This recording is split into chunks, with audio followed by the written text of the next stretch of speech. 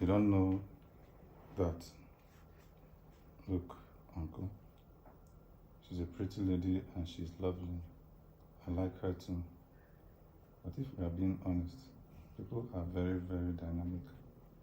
That someone is like this today doesn't mean the person will be like that tomorrow. She could change. Change, they say, is the only constant thing. Somehow will not change. Uncle, just marry her. I mean, you two are bound to marry later, right? So just marry her before she goes to that school. If not, you will probably regret it.